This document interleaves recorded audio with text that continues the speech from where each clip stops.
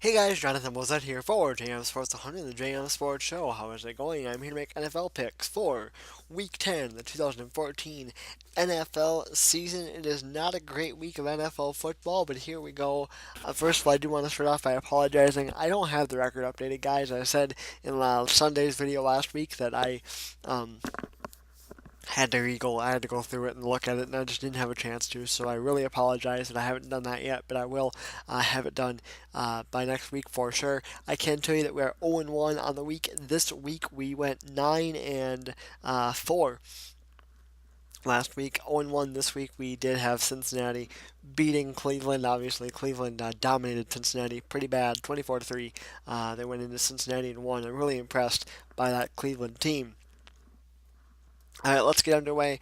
Let's start things off with Atlanta and Tampa Bay. Now, this is a very interesting game here to pick because uh, last time these guys played, which was earlier this year in Atlanta, obviously, Tampa Bay got destroyed. I don't know if you probably remember that, but here's the deal: Matt Ryan has really struggled lately. The Falcons have really struggled lately. The Falcons struggle on the road. So really, it's a battle of obviously there's two bad teams here in the NFC South, and who is going to be worse? I guess is the big question. Tampa Bay has shown at times this year that they can win, they just can't finish. They're 1-7. Atlanta is 2-6. Not much else really to say about this game here. I'm gonna call for the upset here, if you can call it that. I'm gonna say Tampa beats Atlanta at home. Kansas City and Buffalo. Uh, Kansas City is 5-3. I think we forget, and even I'm guilty of it, how good Kansas City really has been this year. In a Buffalo team that is honestly they're 5-3, but they're not a good 5-3. I have the Chiefs getting the win against Buffalo. I get the better head coach in Andy Reid and really the better quarterback too, and Alex Smith. Dallas and Jacksonville over in London. Be careful for this game here. I am going to go with Dallas to get the win, but Tony Romo is supposed to play. Is he back too soon? How healthy is he? How good is he going to be? Jacksonville's been a tough out this year. They're 1-8, but they are a very very tough out. Um, and it's over in London. Usually the games in London, with the exception of the Detroit and the Atlanta game a couple weeks ago, the games in London have been generally blowouts. But I don't foresee this one being a blowout. I think Jacksonville is going to be able to stay in this game. I do have Dallas getting the win, but doing it close. I just don't think Tony Romo, with a healthy Tony Romo, maybe I'd call for the blowout. But without a healthy Tony Romo, I don't think they can blow him out because Dallas showed last week that they couldn't really move the ball without Romo, and so yeah, that was a horrible explanation. I apologize. Miami and Detroit. This game is incredibly interesting to me here. This is going to be a defensive battle. Two really good defenses here in this Miami team and this Detroit team. And I think it literally comes down to just three basic things. Quarterback.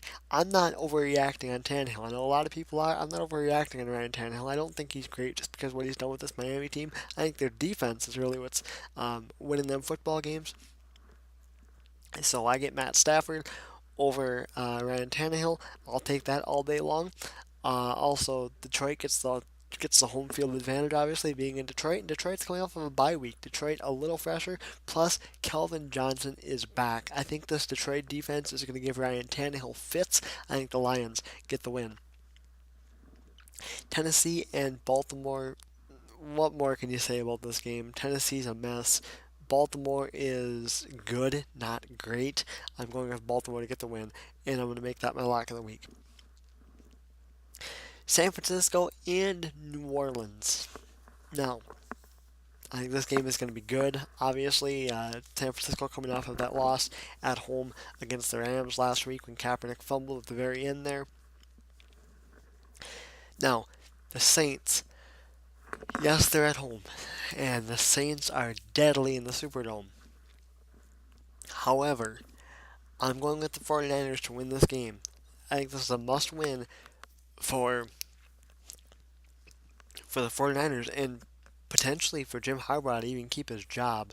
Um, this is really a must-win game for the Niners, and they're not going to be very happy after losing at home to St. Louis because of the fumble last week. I think this game is close, but I think San Francisco is going to trip up New Orleans this weekend.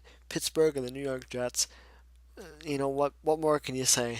You basically know what the Jets are doing. I've heard rumblings that potentially there could be a big shake up if this game does not go well for the Jets. I don't think it's going to. Steelers are the much better team. Ben Roethlisberger is on a huge roll right now. I've got the Steelers beating the Jets. Denver and Oakland. Now, I think Denver wins this game, and I think they win it going away for two reasons. Denver did not play well against New England last week. They're not going to be very happy about that. And Oakland had a very grueling battle with Seattle last week in Seattle, which is what we did call the lock of the week, and it almost backfired on us. Oakland showed a lot of fight against that Seattle team. I think they're going to be a little bit worn down. I do have Denver getting the win. St. Louis and Arizona. I'm going to just come out and say right now, I have Arizona getting the win. I think this game is going to be just a typical close divisional game. But I will take Carson Palmer as the better quarterback. I don't get the better head coach. I think Fisher is better than Bruce Arians. And Arians is a really good head coach.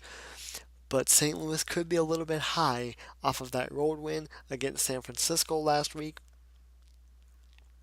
And then they got to turn around and go to Arizona, play on the road again against a pretty hot Arizona team. I do have the Cardinals getting the win there. St. Louis, though, I've said it multiple times this year, St. Louis is about a quarterback away from being really, really good. New York Giants and the Seattle Seahawks. The Giants, their season is toast. This is pretty much a lost year for this Giants team. So now it's pretty much just go in and play the upset game because you're not going to run the table and finish 11-5.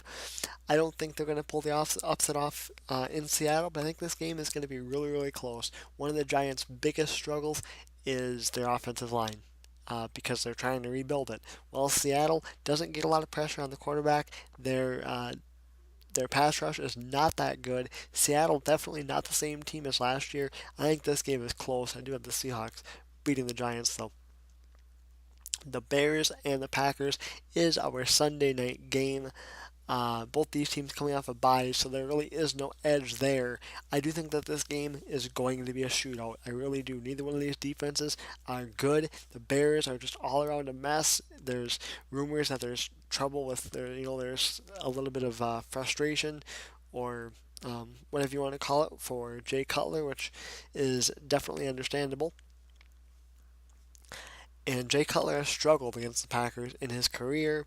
The Packers are really good off of bye week under Mike McCarthy. It's a home field.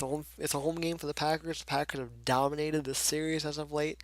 I do have the Packers getting the win, but I think they win it tight. And a Monday night game that's going to be very, very interesting. Philadelphia Eagles, Carolina Panthers in Philadelphia. Mark Sanchez, of course, getting the start for the Eagles. Sanchez is good. Okay, he took a lot of flack from his past, but let's all remember that he played for the Jets. I'm not saying he's going to come out and light the world on fire here or anything, but he played for the Jets. Look, Mark Sanchez is gone. Look what the Jets still are. Sanchez didn't play too terribly bad last week when he came in for the injured Foles. Um, I think Carolina's defense, Luke Kuechly, is going to wreak a little bit of havoc with him. But I do think at the end, Philadelphia does get the win. I think they pull away a little bit at the end. I've got the Eagles beating the Panthers 31-21. Alright, guys, quick video. I know, not a ton of explanation, but I'm trying to make these a little quicker so they don't take so long to upload. Don't forget to like the James Virtual page on Facebook and follow us on Twitter. Links will be in the description. And for those of you interested in the college picks, go see them. They're already up, so go ahead and check them out. The college games much more interesting than the NFL games this weekend.